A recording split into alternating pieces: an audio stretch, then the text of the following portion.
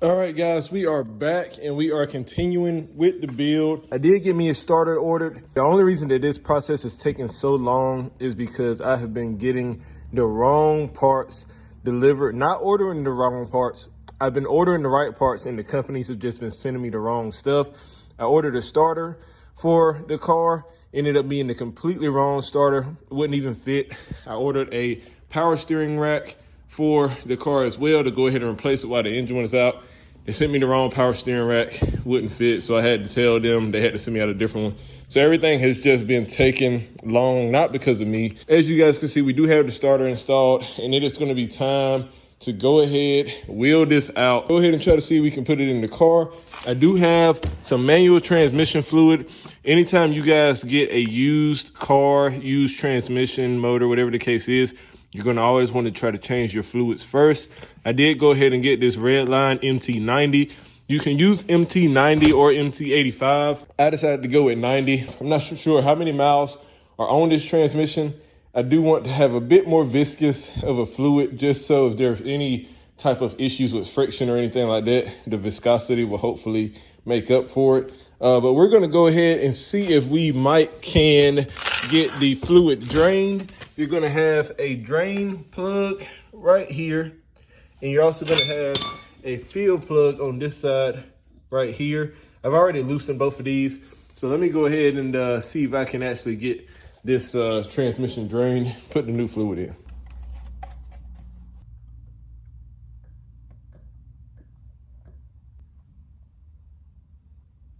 All right, guys, so change of plans. So as I was filling the transmission up with fluid, I started hearing, about on my second bottle, I started hearing a little bit of a dripping noise.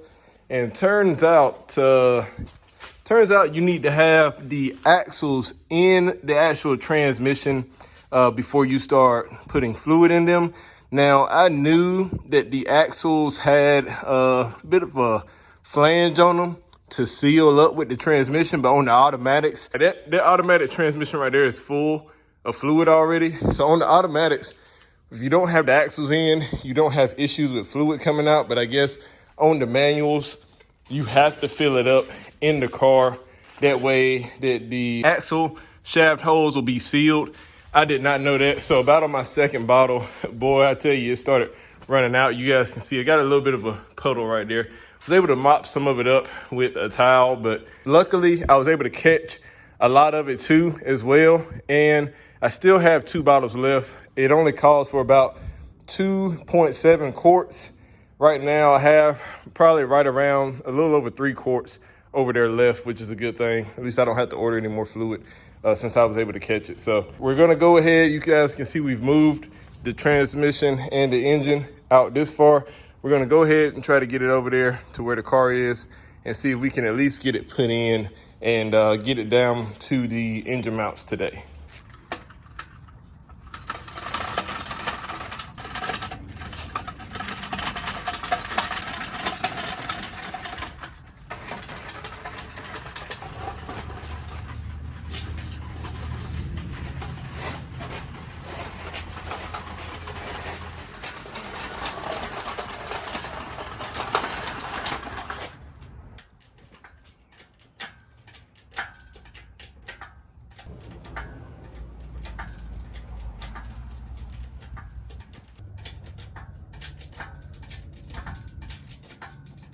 And what I'm trying to do is, since this transmission is longer this way, I'm trying to angle it so that I can kind of drop it in here, slide it this way, and then if I need to, I can jack it up on this end to get it a little bit more level. We're going on hopes and prayers. Like I said, I've never done this before, so this is my first time. Hoping that it'll go smooth. Now I know that this engine will have to come out of here at least one more time for whenever I do the head swap and cams on it, because I'm gonna have to change the timing chain, the heads and everything, and it's just easier to do those things with the engine out. I can do it with the engine in, but I just prefer to save myself the headache. Now I do eventually want to get this trans rebuilt, and to be completely honest, I'm not sure how good of a shape it is in right now. I guess we'll end up finding it out just by, putting it in and trying to drive it. The shaft didn't have any play in it. Of course, the gears and everything do still feel good. So I'm hoping that everything will go good with it, but let's go ahead and see if we can continue to get this in the car.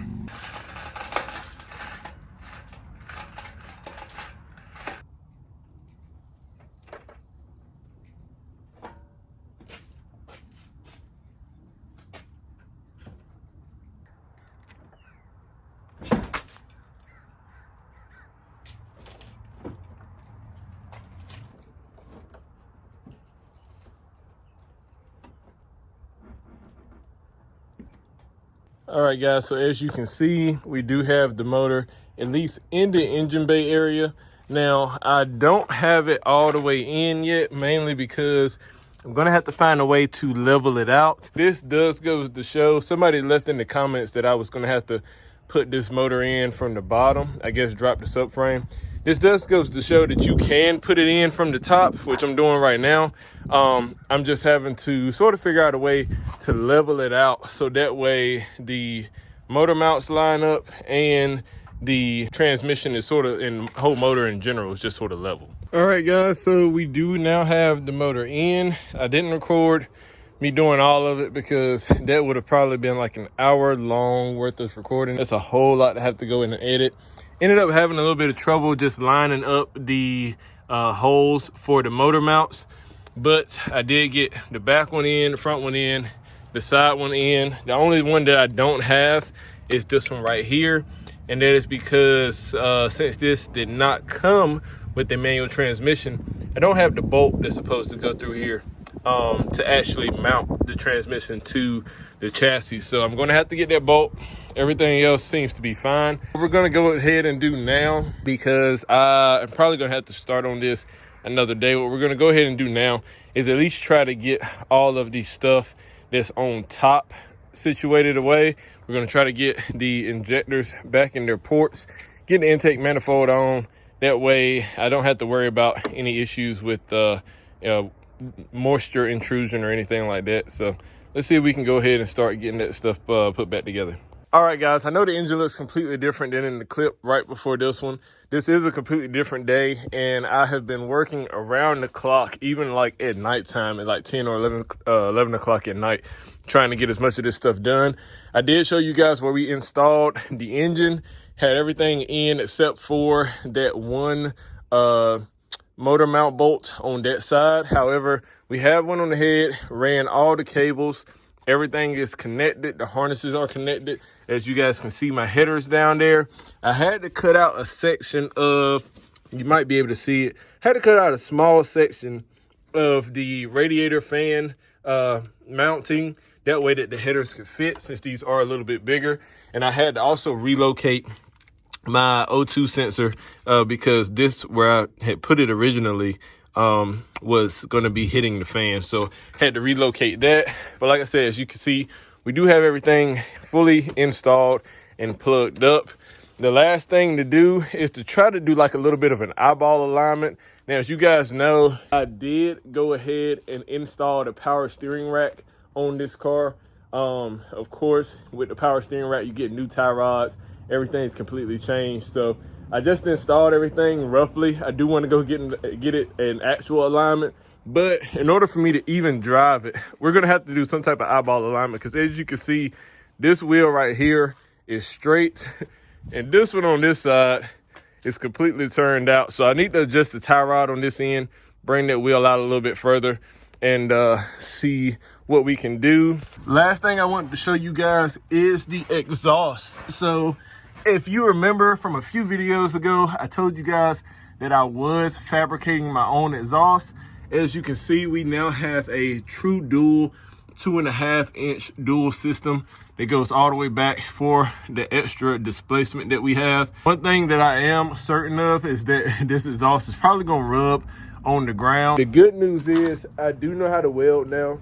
So even though it would be a headache to have to go in and possibly like reconfigure some stuff, at least it won't cost me any money for the most part, aside from just like ordering the actual materials to do it. But last night, and when I say last night, I mean last night, probably around like, I don't know, 10 o'clock or so. I was still working on this custom Y pipe. So as you guys know, and it'll be kind of hard to show you, but here are the headers. You see they come down to this collector right here. Same thing on this other side, down to this collector. You can see I do have my O2 sensor welded in already as well. And this one is welded in on this side. They're able to both connect. There was one issue I had with the last system. The O2 sensors were too far back that way that I couldn't connect them up here. So that was a little bit of a headache. But here is the Y pipe that I made. Literally spent, I would say, about 5 hours or so trying to, maybe even more than that, just trying to fabricate, cut, weld.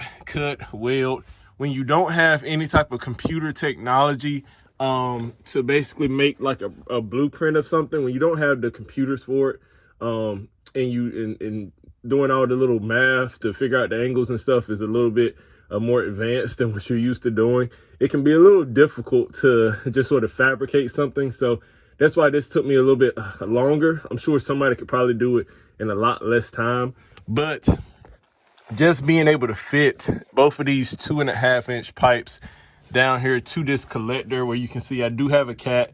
We are still going to be sticking with the cat just because when you don't have a cat, it smells awful. Plus, I don't want to have any issues with any type of emissions or anything like that. Granted, if I don't have to move to like another state or anything, I should be okay. But nevertheless, guys, I am proud of my little Y pipe. You can see we do have the flex pipes right here to let that motor have a little bit of give. We're going to go ahead. We need to add some coolant to the system. I'm going to try to do this alignment real quick, and we're going to get in here and try to start her up and see how she sounds. Fingers crossed everything's going to go well. It'll start right up. But this has been the 6-speed swap series. Let's go ahead and try to get this alignment, and then I'll try to start her up for you guys. All right, guys, so now we have it down off of the jack. You can see just off of our little eyeball alignment, that wheel looks pretty straight. This wheel right here also looks pretty straight. We got everything in place. We're gonna go ahead and try to start her up. We do have it in neutral, and this thing should start up in neutral. With the clutch, there's a way that you can wire it up so that, like all traditional manual transmissions, you have to push in the clutch. But since this is aftermarket, we wanted to just basically fire up in neutral. That way you don't fire up while you're in gear. So let's see what we got. All right, guys. Now, we do have check engine light. That's to be expected. There is no transmission in the car right now. But